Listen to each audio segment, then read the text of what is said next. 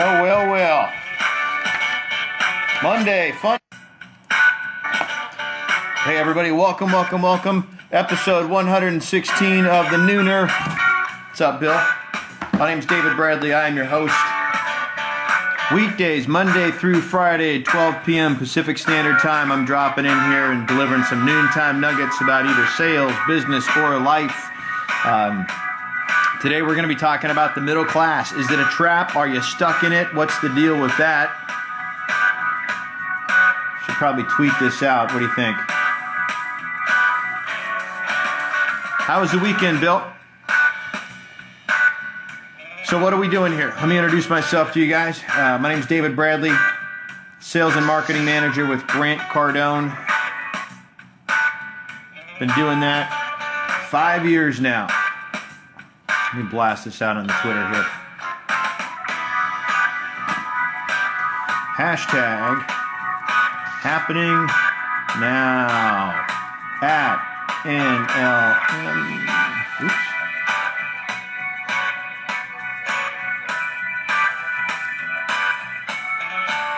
Boom.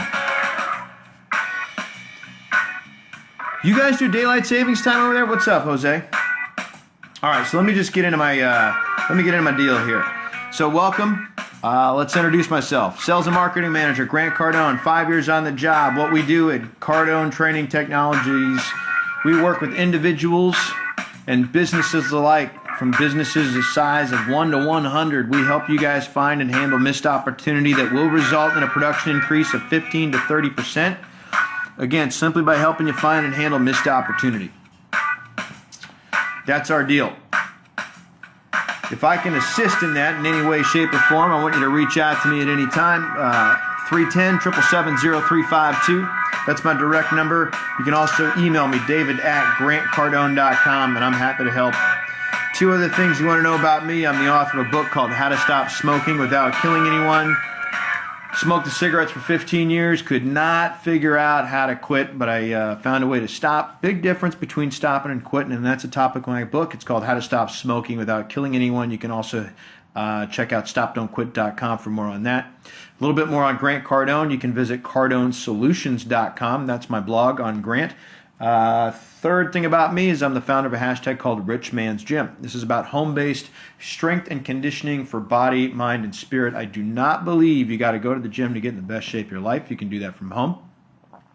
You can do that at the park. You can do it in the backyard. You can do it in the garage. You can do it at the beach.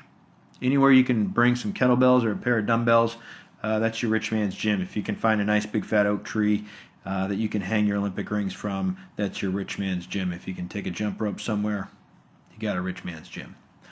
So check out richmansgym.com for more on that. Those are the three things on me. Mondays, my first nooner of the week, I like to go back and look at Grant's strategy of the week from the week prior, where every weekday, every week, Grant does a strategy. Usually goes out on Thursday or Friday. It's a free strategy. Grant writes it. You can use it if you're in sales and you work weekends. You can literally use it to take your weekend and just propel yourself in your weekend. If you're not a weekend worker, weekend warrior, you can definitely use it to pick up tips. The strategy of the week will cover something that's either motivational or skill-based. But Grant writes it personally, and on Mondays, what I like to do is sort of go back and dissect it, throw my 2 cents in on it, and relay it back to you. If you'd like to get on that, you can subscribe to that for free. I will set you up on that account. Just shoot an email out to david@grantcardone.com, and I'll make sure you get signed up for our free weekly strategy. It won't cost you anything. If you've got a sales team, this is an invaluable email for them to get on Thursdays. So if you do have a sales team and you're seeing this, I will get all of your salespeople on this email for free. Will cost you nothing. Email me, david@grantcardone.com, and just in the email, just put, "Hey Dave, saw you on Meerkat. I want to get signed up on the strategy of the week. Here's the emails, first name and email address of all my people, and I'll get you handled." Bill's got a comment down below. It says, "Meerkat is pivoting. It's getting crushed by Twitter and Facebook. Are you moving to Periscope sometime soon?" Probably. I will probably have to. I've built an audience here, Bill, and I'm trying to cater to that. But yes, I will definitely need to start expanding and moving somewhere more better, I guess. I don't know. Social media is constantly changing, so I'm going to have to change too, right? So yeah, totally get what you're saying, and I'm following that as well. Good point. So let's talk about Grant's strategy last week. Why the middle class is a trap. So if you look at Grant's strategy, his title for this was, "You will not survive the middle class." That's a full-on statement. That's a big fat claim. You will not survive the middle class. If you're in the middle class now, you may not survive it. Here's what's interesting. For so long, being middle class was a goal. It was a target. I've got family, right? My in-laws, for example. That was their goal because they started out with nothing. They were immigrants. They came here from another country. They got dialed in. They busted their ass. They worked their way up to get to middle class. So one man's middle class is another man's wealthy. Right? So, I mean, imagine if you are from an impoverished nation where just getting a middle class here would be like being a gazillionaire wherever you're from. So middle class is not necessarily an economic position. Middle class is a state of mind.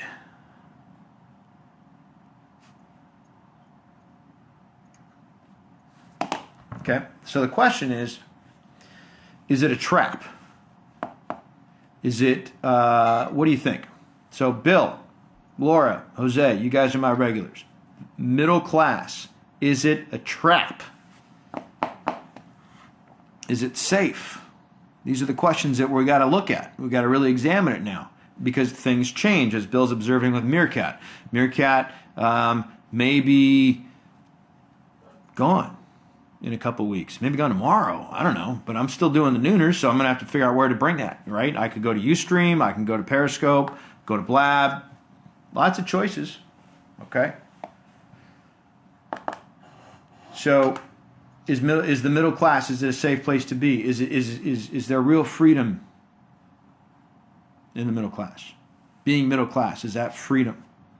A lot of us have been taught that, especially if you've grown up in this country, that you go to school, you go to college, finish high school, go to college, graduate, get a decent job, work for how long, right?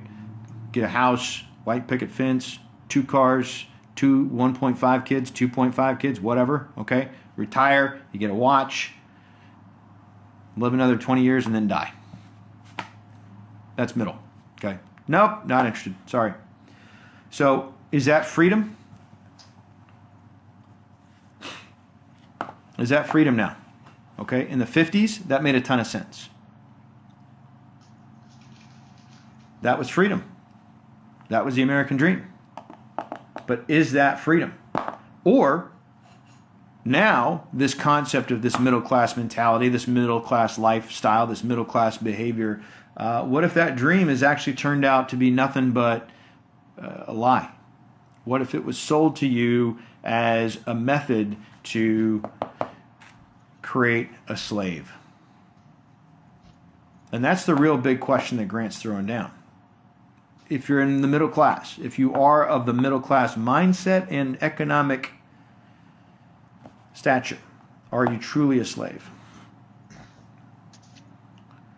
So let's look at the definition of the word slave. That's one of the things that we do on the Nooner. We look up words. We understand them. So let's look at a slave. The noun, okay? Noun. A person who is the legal property of another and is forced to obey them.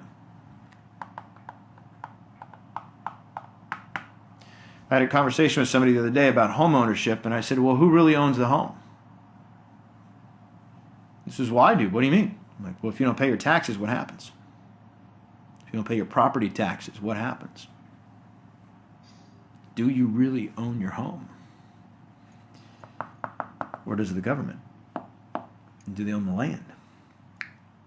Could they take it from you at any time? You'd like to think not, but they can. And if you don't believe me, skip out on your property tax, see what happens. Okay? Another definition for the word slave: a person who works very hard without proper remuneration or appreciation. A person who's excessively dependent upon or controlled by something. Brian Ferry, Roxy Music, Slave to Love, right? A person who's excessively dependent upon or controlled by something. A device or part of one directly controlled by another. Here we go. An ant, like the insect, captured in its pupal state by an ant of another species for which it becomes a worker. Social class right there in the insect kingdom. As a verb, it means to work excessively hard.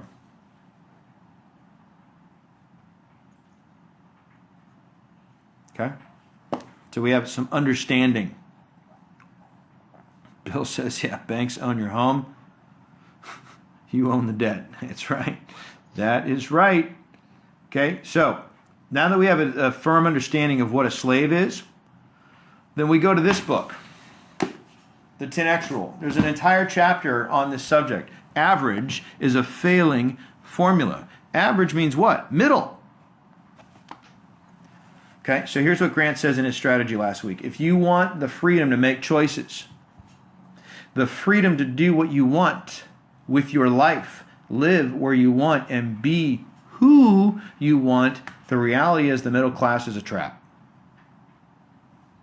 It's a prison that has been sold as a sanctuary for generations by the government and perpetuated by the media that is controlled by the government. You don't need to agree with that right now. I just want you to think on it. If you want freedom to make choices, the freedom to do what you want with your life, live where you want, be who you want, the reality is the middle class is a trap. It's a prison that has been sold as a sanctuary for generations by the government and perpetuated by the media that is controlled by the government. I know it's the United States of America, but it still is. Think about it. Look at what's going on right now. Pay attention. Fox News, CNN, MSNBC, what's happening right now? You don't think the government's got a hand in that? The question you need to answer for yourself is, are you willing to take your own risks to have real freedom? Okay, you're going to have to put yourself out there. It will take risk. It's going to require you to step out of your current comfort zone. Okay, so good point, Bill, because at some point this Meerkat thing is going to crash, and this is my comfort zone. I'm going to have to go to Periscope that's not so comfortable. Or I'm going to have to go to Ustream or some other streaming something, YouTube live streaming. That will require me to get out of my comfort zone. Right? You got to do it. So where this goes to then is the question. If you're going to take risks, then that means you're a taker of something. But there's another side of being a taker. There's a risk taker, okay, then there's a taker as in give me. There's an entitlement like what I deserve, okay, which is something else that's being perpetuated by the media and the government. Okay, so if you find yourself in a position of being dependent on the government, essentially you're literally putting yourself into indentured servitude.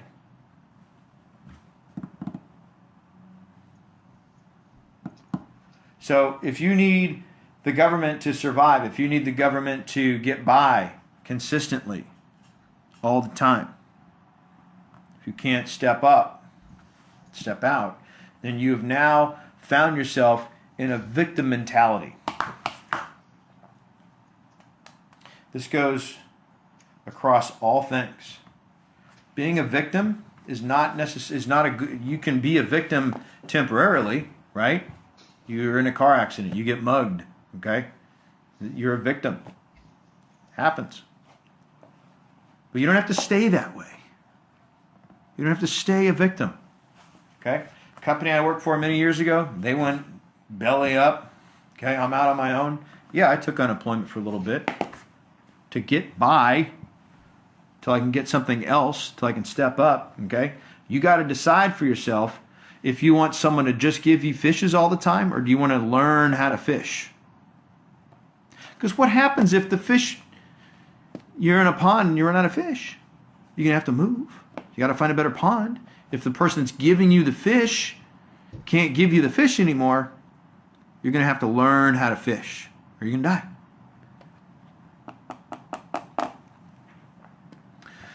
So the tragedy of this, Grant says, is that it propels a myth in society to those who take the fish. They're being sold on the idea that they're broken, that they can't produce, that they're unable to get fish on their own. That's a problem.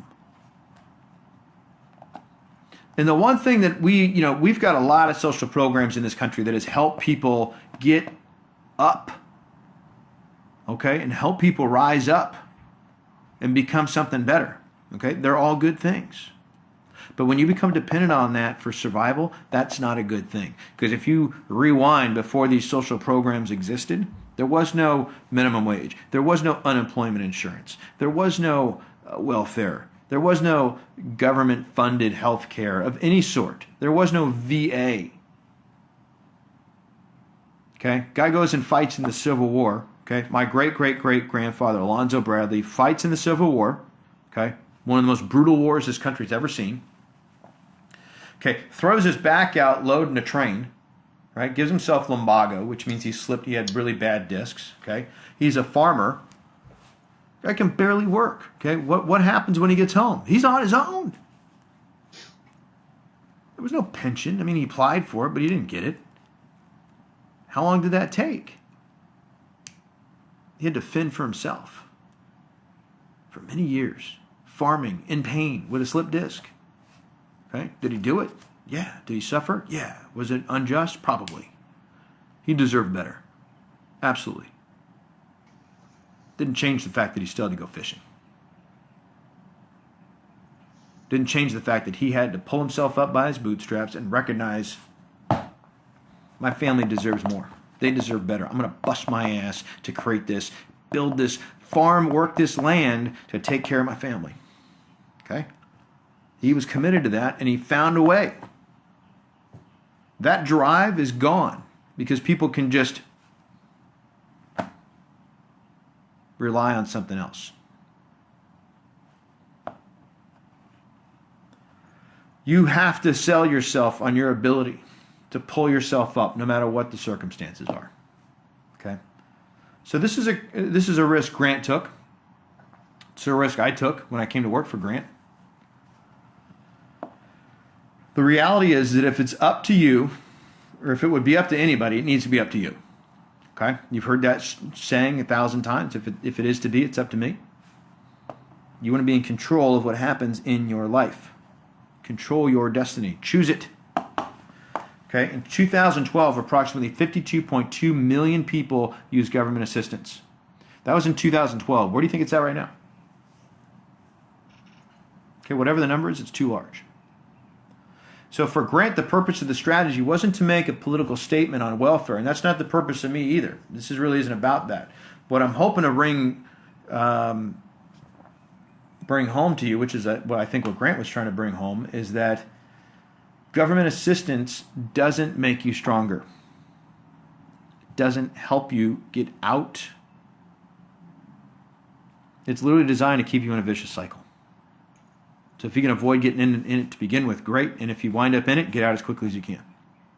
Then push yourself to get out of the middle class while there still is one. Because if you go back to what he talks about in terms of freedom,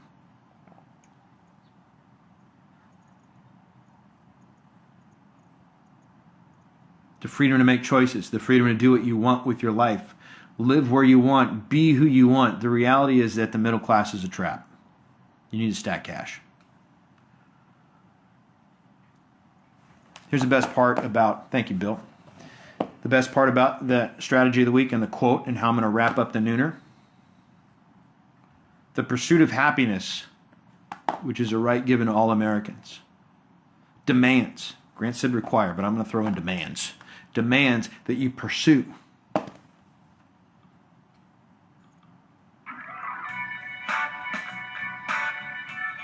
Okay?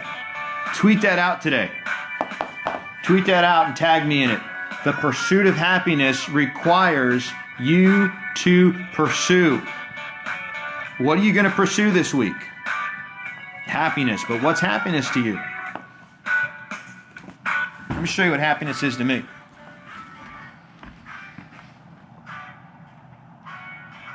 See that? That's the Pacific Ocean. That's why I bust my ass every day. So that's my view. That's happiness to me. This is why I do what I do. I live 300 yards from the ocean. It's been a dream of mine since I was a little kid. I've made that a reality, and it became possible because of what I learned from Grant. Okay? And I'm still not close enough. I got to close this 300-yard gap, but I'm working on that now. Okay? So, the pursuit of happiness requires you to pursue. What are you pursuing? What is your happiness? What's your happy spot? Okay? This week, make sure you're doing something conscious. Make sure you're doing something that gets you closer to your happiness. Pursue it. This has been episode 116 of the Nooner. Thank you guys for being here. Appreciate you guys hanging out with me every single weekday. Have a terrific week. Pursue happiness this week and every week. Tweet it out to me later. And we'll see you guys tomorrow.